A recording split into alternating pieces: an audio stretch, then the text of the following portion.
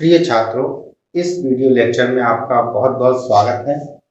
आइए प्रश्नावली 3 से क्वेश्चन नंबर 11 का सॉल्यूशन देखते हैं।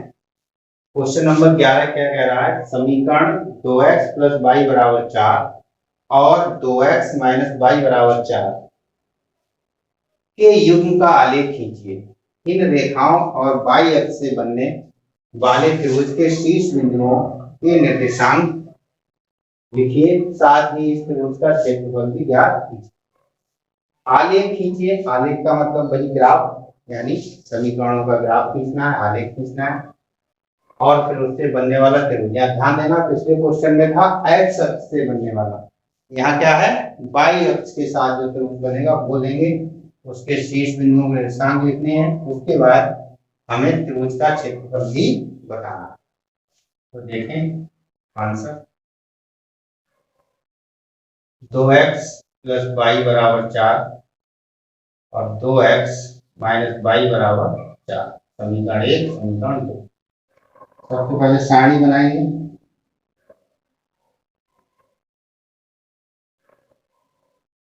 समीकरण 1 के लिए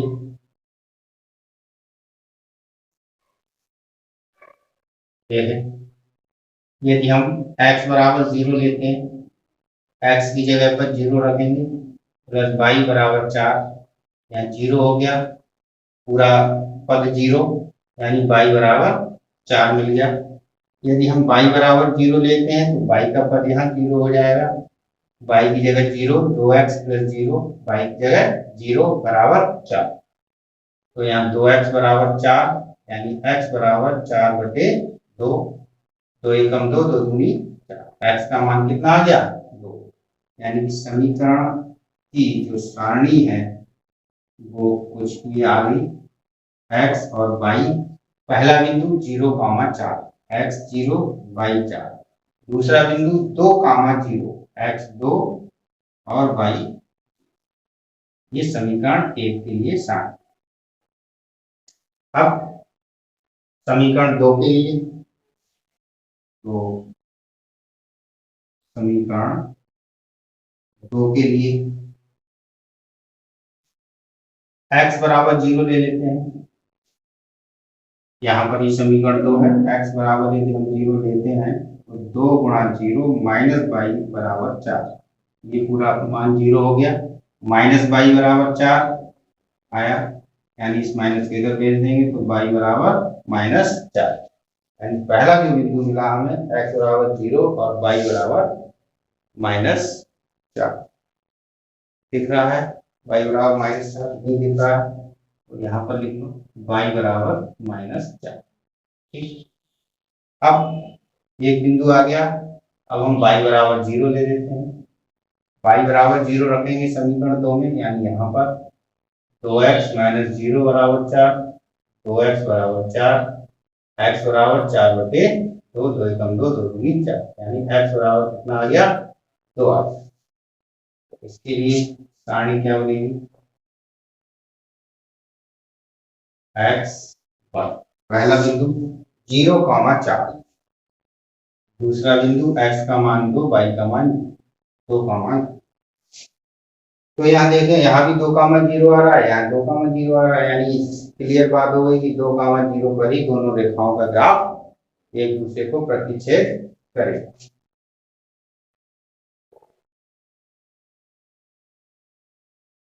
x o x dash, y o y dash. पहले देख लें, y पर धनात्मक बिंदु सबसे बड़ा 4 है, x पर धनात्मक बिंदु सबसे बड़ा 2 है। गलत तो नहीं हो गया कहीं? y बराबर समीकरण 2 के लिए x बराबर 0 पर y बराबर -4 है, यहाँ y बराबर -4 है। ठीक है, तो अब ग्राफ बनाते हैं। पहली समीकरण 0,4, यानी x पे नहीं चलना, y पर 4 चलना।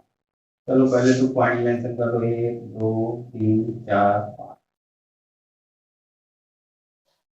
1 2 3 4 5।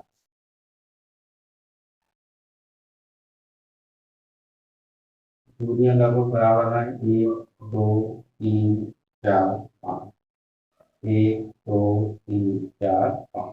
ठीक है, तो पहले चलना कितना है, 0 कामा 4, x पर 0 y पर 4, 1 2 3 4 0 कामा 4।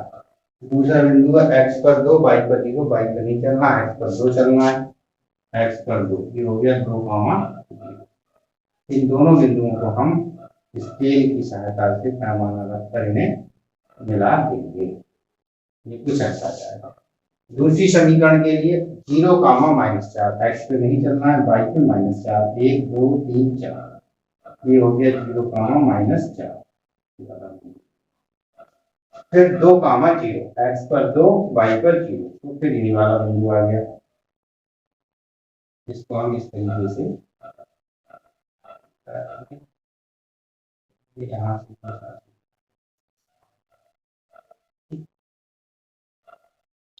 ये आपकी समीकरण नंबर 2 का ग्राफ हो गया। ये समीकरण 1 का ग्राफ, ये समीकरण 2।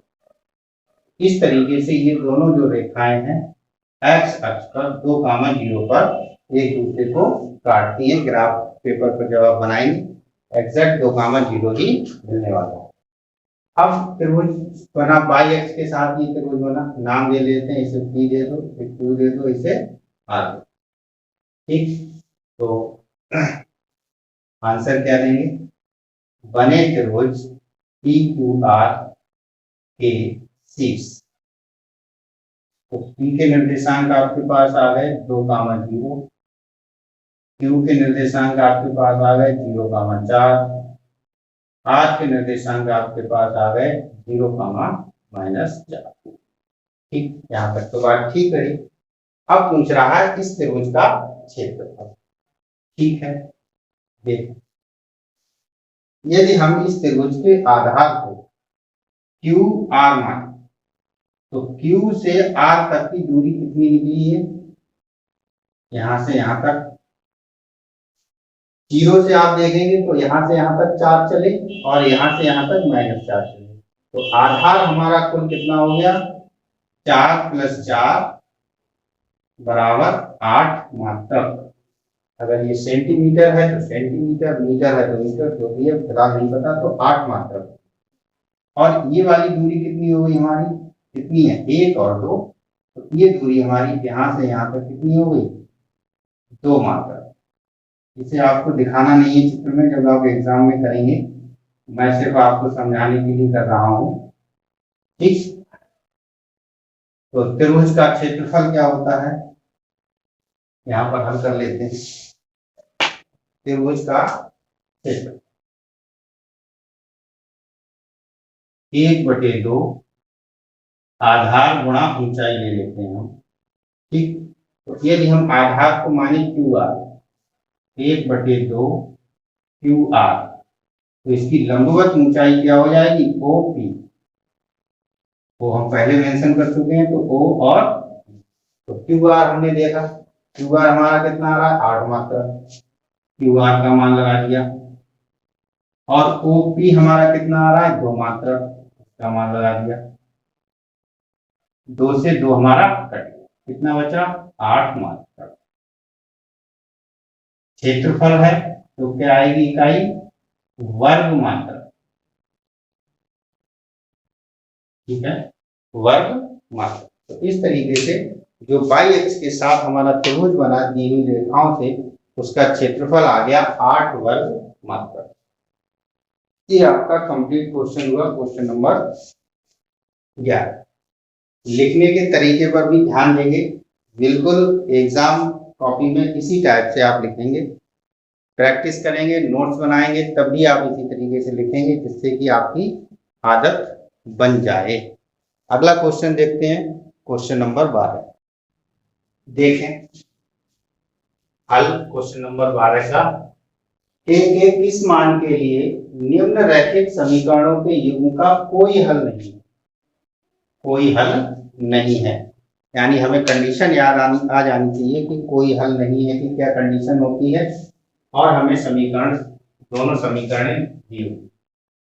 आंसर तो 3x + y बराबर, दूसरी समीकरण है 2k-1 x plus k-1 y बराबर 2k+k।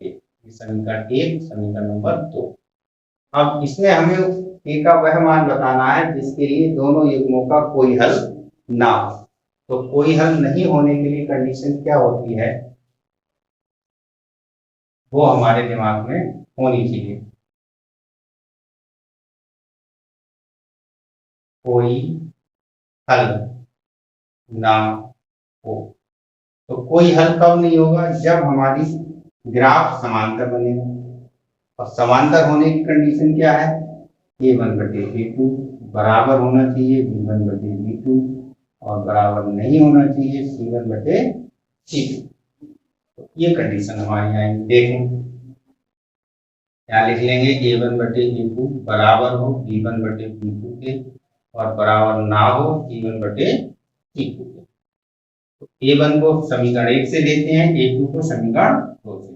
3/2k-1 बराबर y का गुणांक यहाँ 1/k-1 बराबर नहीं हो 1/c2 क्या होगा 2k+1।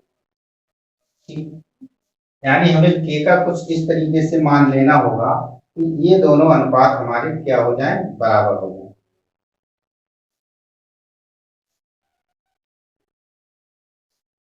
तो पहले हम इन दोनों को ले लें। यदि हम इन दोनों को हल करते हैं तो हमें क्या मिलेगा, देखें।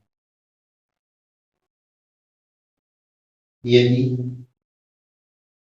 3/2k-1 बराबर 1/k-, तो इसे तिरछी गुणा कर लें, 3 से गुणा करेंगे। 3k-3 बराबर 2k-1, 1 की गुणा यहाँ होगी तो वही रहेगा, 3 की गुणा हुई तो 3k-3।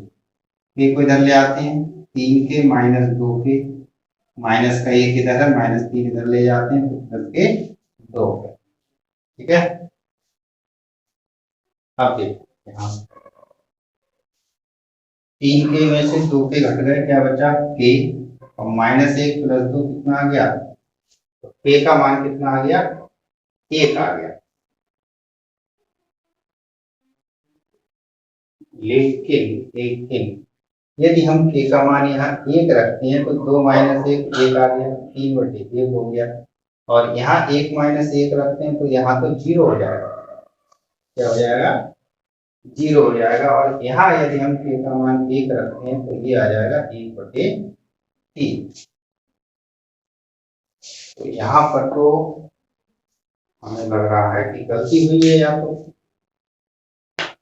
क्या समीकरण में लिखने में कुछ गलती हुई है। एक बार चेक कर लेते हैं। 2k-1 1k-1 1/2k+, तो 3k-3 बराबर 2k। यहाँ क्या है, k-1 सही तो है।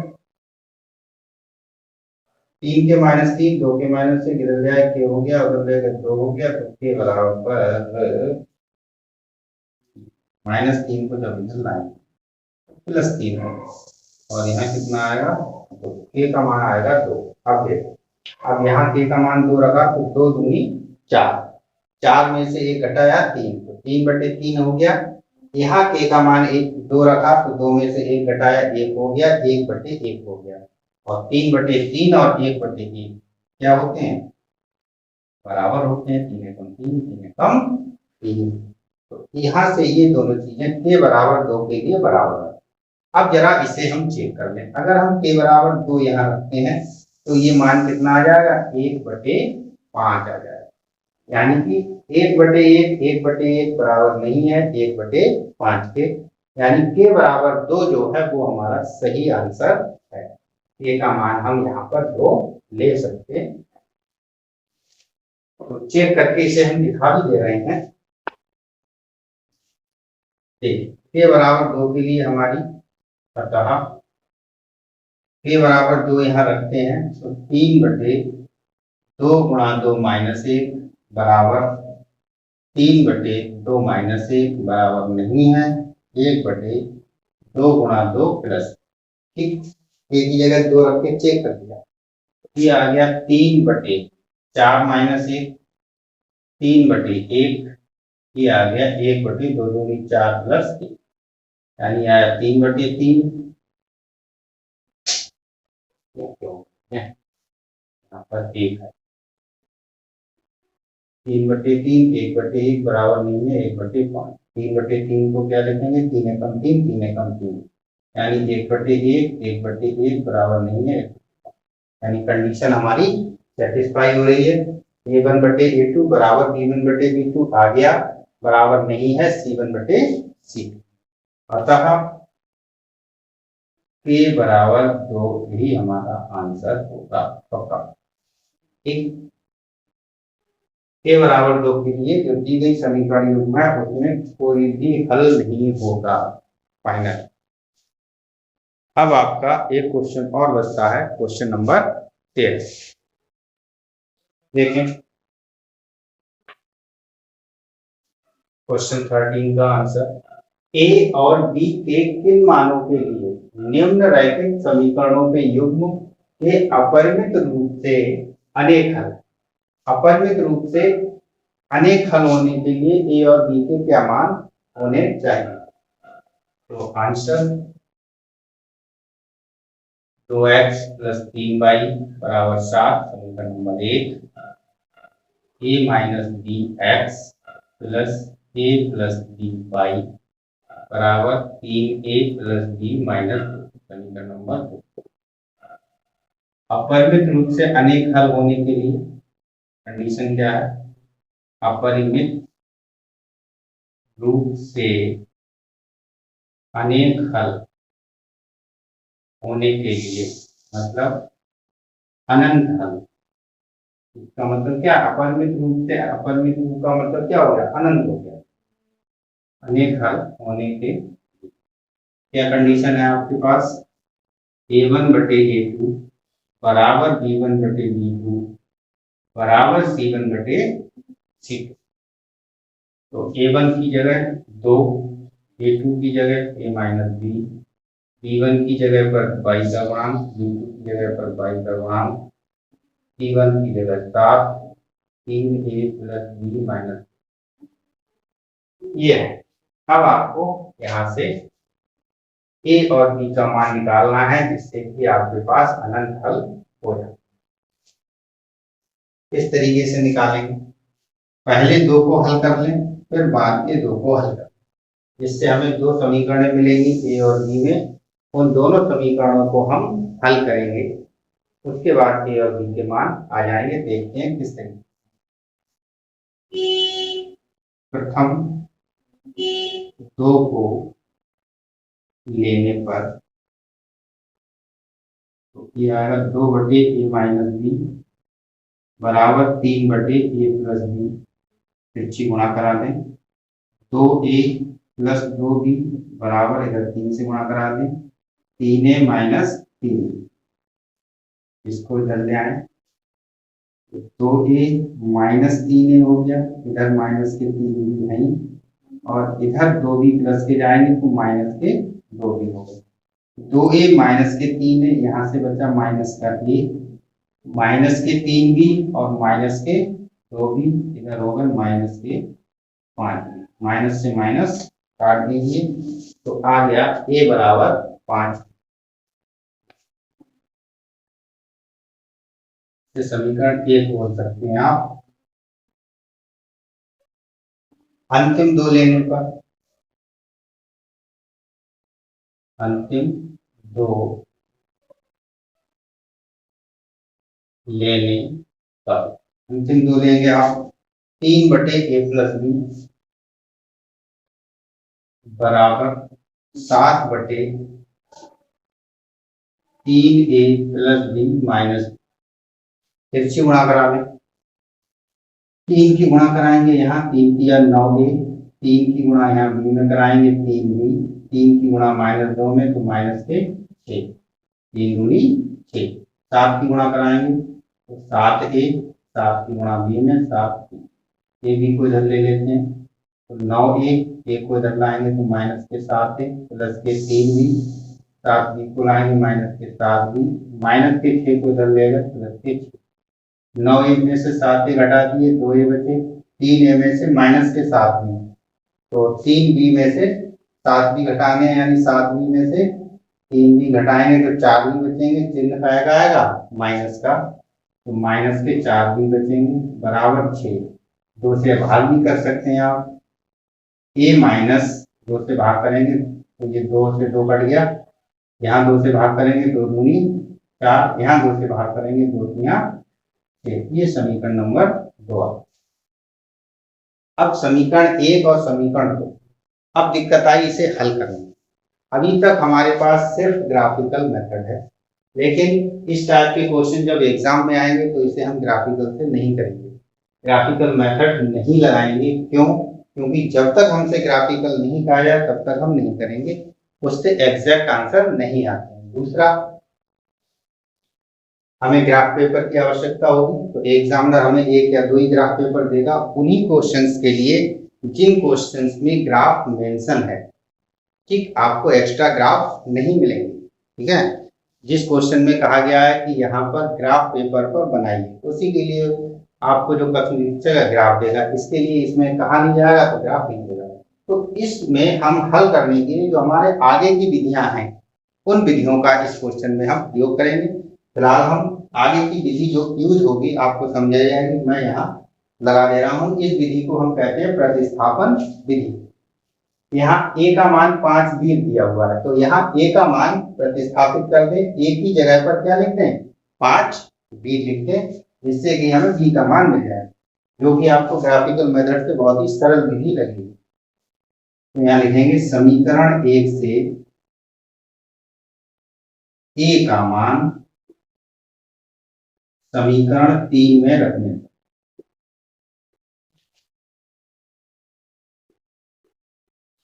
रख देते हैं। a बराबर 5b है, तो a की जगह क्या रख दिया 5b माइनस के 2b बराबर 3, 5b में से 2b घट गए, 3b बराबर 3, तो b बराबर 3 बटे 3, 3 से 3 कट गया बराबर, यानी b का मान कितना आ गया 1 आ गया, b बराबर। अब b का मान 1 आ गया, b का मान आप समीकरण 1 में रख लो तो a का मान मिल जाएगा। तो यहाँ लिख देंगे समीकरण 1 से, आप 1 में भी रख सकते हैं b का मान, समीकरण 2 में भी रख सकते हैं b का मान, a का मान निकाल लेंगे आप पक्षांतर करके। तो a बराबर 5 और b की जगह क्या रखा 1, 5b बीच में गुणा होती है, तो a बराबर 5। ठीक, अतः a बराबर 5, b बराबर 1। ठीक, a और b के किन मानों के लिए निम्नलिखित समीकरणों के युग्म के अमृत रूप से अनेक हल होंगे, तो a बराबर 5 और b बराबर 1,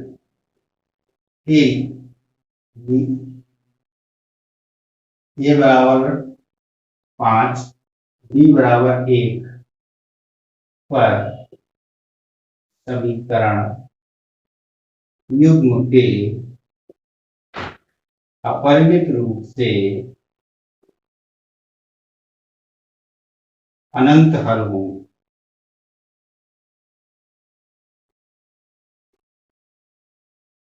ठीक, तो a और b के मान हमारे को आ गए, इसके लिए जो समीकरण युग्म है आपको अनंत हल देगा, अर्थात यदि हम उन दोनों के ग्राफ खींचेंगे तो वह ग्राफ हमारे लिए क्या आएंगे, एक दूसरे के ऊपर ओवरलैप करेंगे, यानी कि समपाती आए। ठीक है, तो ये आपका प्रश्न नंबर 13 हुआ। इसमें अगला मेथड यूज किया गया, अभी भी थोड़ा इसे डाइजेस्ट करें, अगले जो लेक्चर्स होंगे उसमें ये मेथड बताया जाएगा। यहाँ पर आपकी प्रश्नावली 13A कंप्लीट होती है। इसकी आप प्रैक्टिस करें, उदाहरण करें।